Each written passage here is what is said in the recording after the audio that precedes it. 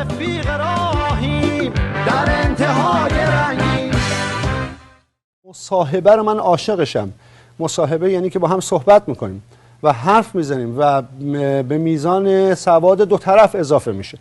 مباحثه هم زیاد باش مخالف نیستم، اما تا حدودی بحث وقتی به وجود میاد یعنی من از تو بیشتر میفهمم یا تو بیشتر از من میفهمی و زمانی که فهمیدن میشه ملاک مغزی من و تو، به عبارتی یعنی که من خودم رو گنده تر از تو میدونم و تو یا شما اگه سنتون از من بیشتره خودتون رو گنده تر از من میدونید. وقتی به این نتیجه میرسی از همون لحظه اول هیچ نمیدانی. حافظ میگه، سعدی میگه، مولوی میگه، یعنی اون زمانی که منیت در ذهن شما هست، عرضم حضور شما که یعنی هیچی نمیفهمیم. به همین خاطر با مباحثه تا حدودی من موافقم. مباحثه انسان رو انسان مغرور، خودخواه و نادان میکنه. بزرگترین جهل آدم ها بستن مغزشون روی دیگرانه و دیگران رو اجازه نمیدن در مغزشون نفوذ کنن. زمانی که منیت در شما میاد، زمانی که فکر میکنی دین تو از همه ادیان بهتره، یعنی تو هیچ از دین نمیفهمی. تعصب بر روی دین متفاوت است در مصاحبه با تعصب بر دین در مباحثه و تعصب متاسفانه در دین در مجادله. یعنی زمانی که شما خودخواهیتون به اوج میرسه و فکر میکنید که خیلی با شعورید، خیلی فهمیدید و از تمام مردم کره زمین بیشتر میفهمید، میشه یک طالبان ابله که سر بچه های کوچیک رو میبره و فکر میکنه که به خدا نزدیکتر شده و نمیداند که از خدا دور شده. اما اصولا هنگامی که شما راجع به دیگران فکر میکنید، راجع به فامیل، دختر خالت، راجع به زن همسایه، پسر همسایه، وقتی میبینی یک نفر با یک نفر درگیری، یعنی یا هم ردیف اونه یا یه ذره بالا پایینن. یعنی اصولا یک آدم فهیم و فهمیده و با شعور وارد مباحثه کامل نمیشه. یعنی شما که فکر میکنی دختر عموت خیلی بی شخصیت و بی فرهنگه، تو خودتو در لول اون میبینی، تو خودتو تو اون اندازه میبینی که راجع به اون فکر میکنی، راجبش حرف میزنی و نظر میدی. تو قدرت هم همین جوریه. یعنی وقتی که من 30 سالمه و یه بچه 5 ساله میاد آب جوش میریزه رو پام، یا دست میزنه به لیوان آبم میریزه، یا یه چیزی رو میشکونه، یقه‌شو نمیگیرم با مشت تو صورتش بزنم که اسمشو میذارم مجادله، یا بشینم باهاش بحث کنم که ببین تو نمیفهمی و من آدم باشعوریم، من انتگرال خوندم و تو انتگرال رو نمیفهمی، من دیفرانسیل خوندم و تو نمیفهمی، من معادلات لاگرانژ خوندم و تو نمیفهمی. کسی که دهن به دهن با یک کودک 7 ساله میشه یا بیمار روانی یا خودشو در اون حد میبینه، یک دیوانه کامله. حکومت وقتی که حمله میکنه و یک فردی رو تو خیابون میگیره و میبره مثل ستار بهشتی در زندان میکشه، یا به یک دختری تجاوز میکنه یا تو خیابون میزنه مردمشو، یعنی خودش رو در حد یک جوان میدونه. یعنی حکومت تشکیل شده از گروه‌های متفاوت سیاسی فکری که اینا دور هم جمع شدن، یعنی جامعه حکومت تشکیل داده، از جامعه حکومت اومده بیرون. وقتی حکومت با یه نفر درگیر میشه،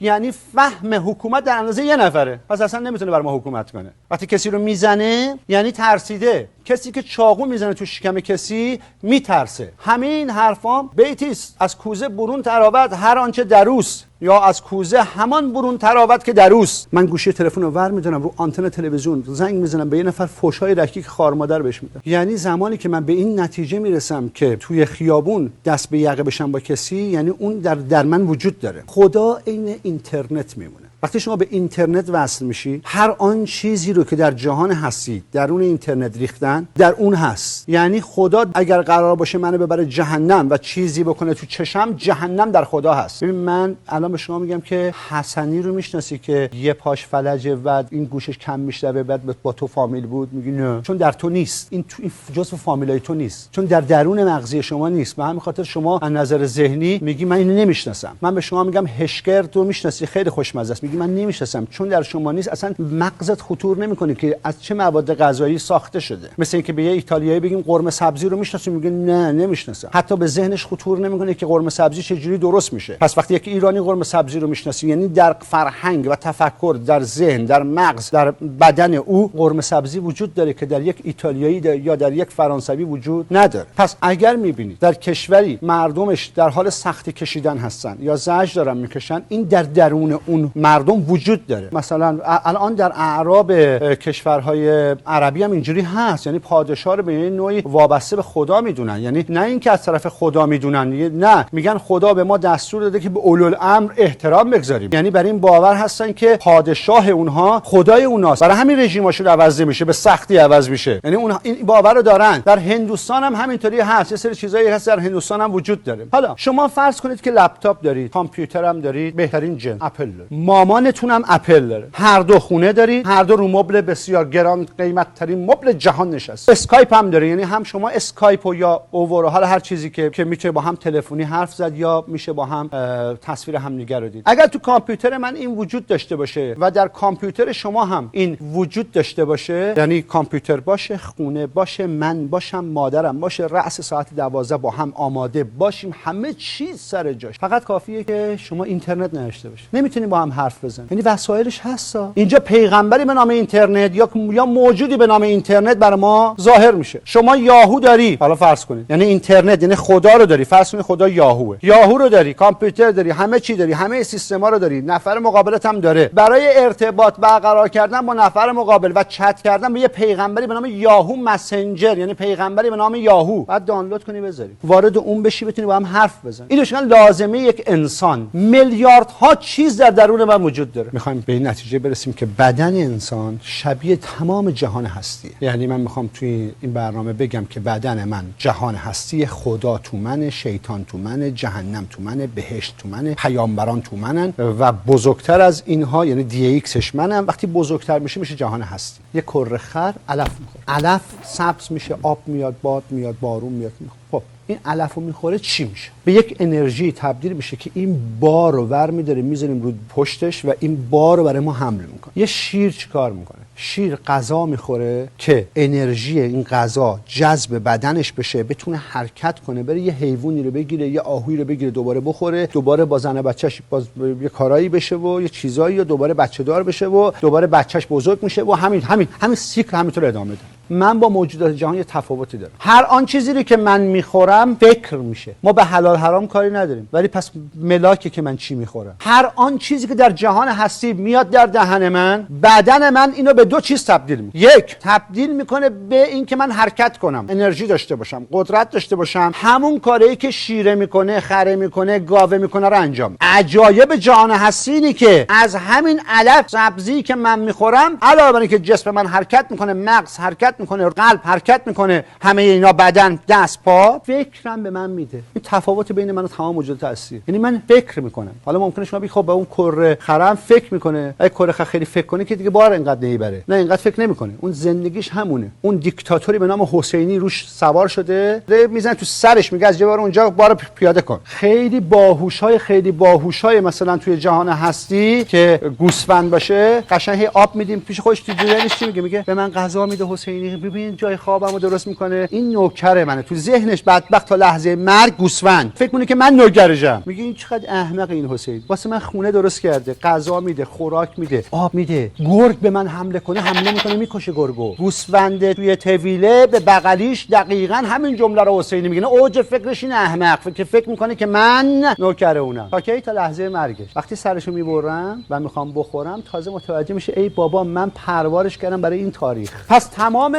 چیزایی که در جهان هستی هست، من وارد بدن من میشه، به فکر تبدیل میشه. این سوال بسیار عمیقی که دانشمندا بهش نرسیدن. این فکر به دو قسمت تقسیم میشه فکر خوب، فکر بد. این فکر هیچ ربطی به بدن من نداره. شما گوگل رو تجسم کن، تو گوگل عکس صحنه‌دار سکسی وجود داره، راجع به ناسا وجود داره، راجع به عکس دوستات وجود داره، اسامی توش وجود داره. هر سوالی که شما تو گوگل میخوای یه دریچه داره، مینویسی اونجا، تایپ میکنی، جوابش میاد. یعنی یه پیغمبری به این عظمت اولوالعزم، برای همین دیگه میگن پیغمبری قرار نیست بیاد، لازم نیست واقعا. شما هر سوالی که داشته باشی میزنی تو گوگل، سرچ میکنی. اما تو گوگل دنبال هر چی بگردی، یعنی هر چی در درون تو از کوزه برون تراوت، اون تو پیدا میکنی. سرچ میکنی فیلم صحنه دار نگاه میکنی 2 ساعت، این تو مغز توئه. آیا گوگل فیلم صحنه داره؟ آره آقا، ما رفتیم گوگل شناختیم، این گوگل عوضی کثافت ذاتش صحنه داره. یکی که دانشمند باشه، کسی که با شعور باشه، فهیم باشه، میاد میگه آخه عزیز من، تو گوگل میلیاردها چیز دیگه صورتو چسبیدی فقط همین دیدی؟ سوال دوم، آقا چرا گوگل باید درونش چیزی باشه که من ببینم؟ این دعوای بین دیکتاتورها و کشورهای دموکرات. چرا باید خدا کاری کنه که منو بعد ببره تو جهنم؟ اینم سواله. سوال اینه که چرا تو گوگل باید حرفای بد بذاریم، فحشای خارمادر بذاریم،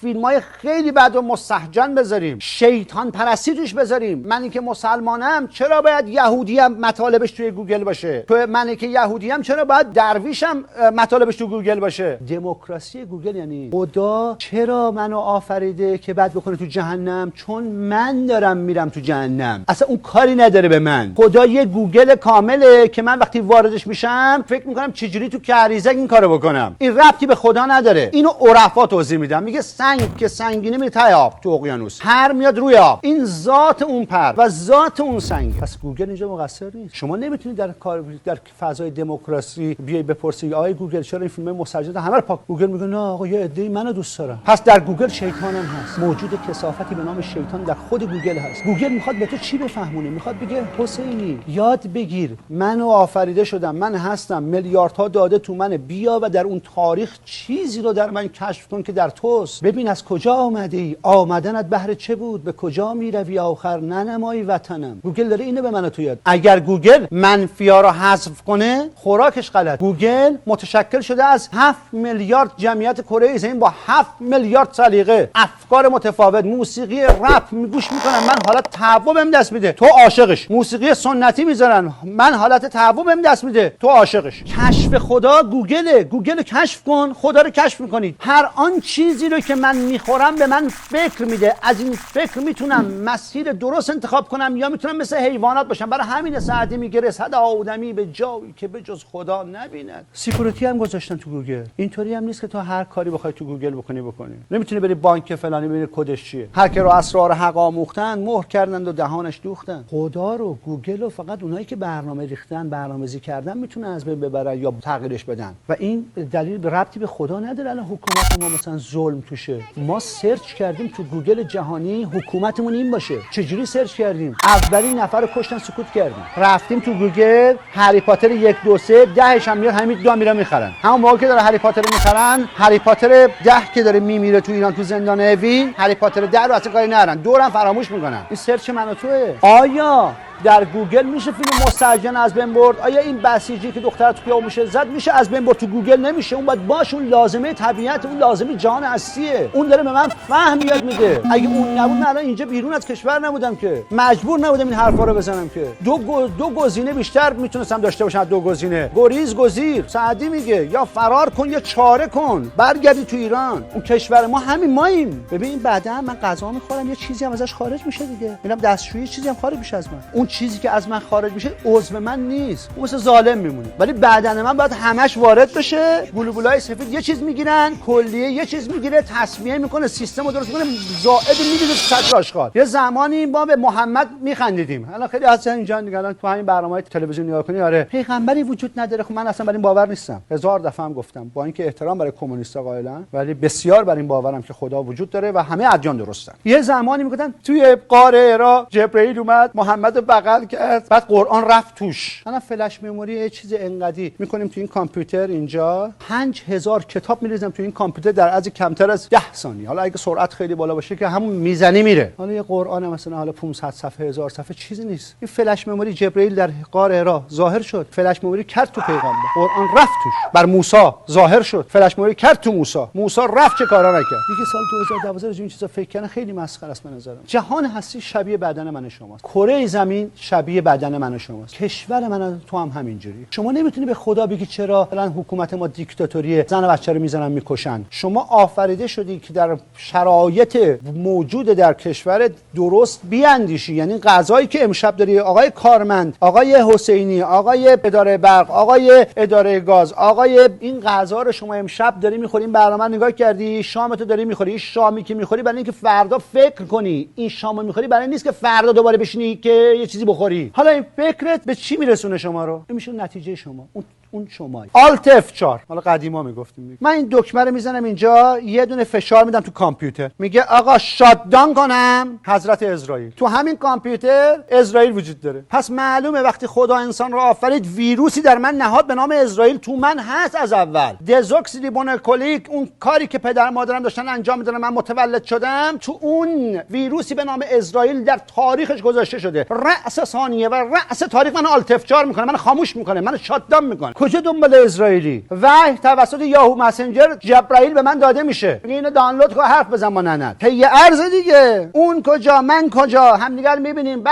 به عشق حرف میزنیم. پس اسرائیل خارج از تو نیست. جناب آقای اسرائیل بزرگوار یک ویروسی بسیار خطرناک که در بدن من و شما هست. رمز این که من 50 میلیارد سال زندگی کنم اینی که از دنیای 3 بعدی برم تو دنیای 4 بعدی، 5 بعدی، 6 بعدی. اونجا اسرائیل نمیتونه کاری کنه. رمز این که این کامپیوتر خاموش نشه، خراب نشه، فلان نشه اینی که من آنتی ویروس توش بریزم. پس آنتی ویروس اسرائیل باید ساخته شه. آنتی ویروس اسرائیل کی ساخته میشه؟ زمانی که ویروس شناسایی شه. یه جالب داستان عطار همتون شنیدین. ببین بعضیا رو اسرائیل چه قدرتی دارن. یعنی اسرائیل رو تصمیمات یه دونه کمدیشه بگم که جدی شد. تنها کسی که تو گوش اسرائیل زد میگن، بعضیا میگن موسی بوده، بعضیا میگن ابراهیم بوده. اسرائیل اومد گفت در اومد تو دیوار اومد تو دیگه. موسی گفت شما چیکار چیزی شما گفت من اسرائیلم.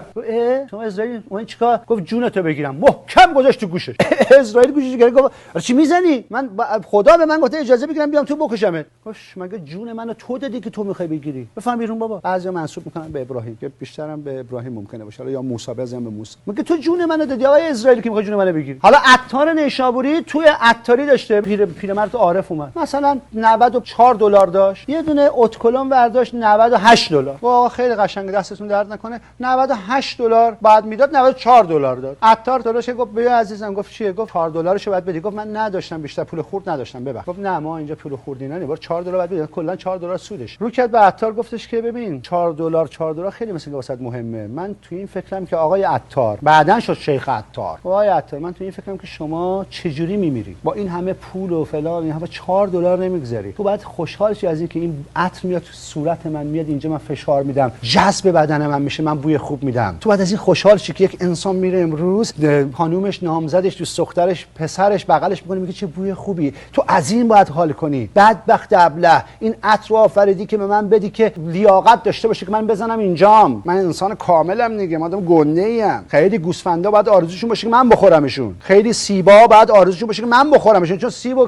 کفتارم میتونه بخوره، خربزه بعد نصیب کفتار میشه. کفتار بخوره، خربزه ابلهو بهتره یا من بخورم که فکر بشه؟ گفت من توی فکرم تو چجوری میمیری؟ عطار گفت مثل تو. پیرمرد گفت تو عمرم بتونی مثل من بمیری. خود قدیما عطارام دکتر بودن دیگه. عطار گفت مثلا شما چجوری میمیری؟ بخچه داشت دسته، گذاشت رو زمین، سرش گذاشت رو بخچه، گفت اشهد ان لا اله الا الله، اشهد ان محمدن رسول الله، اشهد ان علی ولی الله. رفت 20 ثانیه بعد عطار گفت آقا میگن این موجب شد عطار منقلب شد به 2 دلیل. یک، نفس نکشیدن خیلی سخته بمیری، شما رو میشه خفه کرد، کش، چاقو کرد تو شکمت، با ماشین رفت رود، هلیکوپتر بخوره زمین. اینکه نفس نکشی بمیری خیلی سخته. 2، اسرائیل به دستور این آقا اومد، ایشون تصمیم گرفت که بیاد یا نیاد. میشه اسرائیل تو دست من باشه. سعدی هم میگه آخه فقط همه که دروغ نمیگن که بابا. سعدی هم میگه رسید آدمی به جایی که بجز خدا نبینه. اسرائیل کشک. اسرائیل کیه؟ اگه آدم به اونجا برسه اسرائیل کیه؟ من منظورم تو این برنامه این بود که بدونید بدن من جهان هستیه، کشور تو جهان هستی تو ایتالیا به دنیا نیومدی که اونجوری باشه. هیچ کسی رو از کشور نمیشه حذف کرد، لازمه کشوره و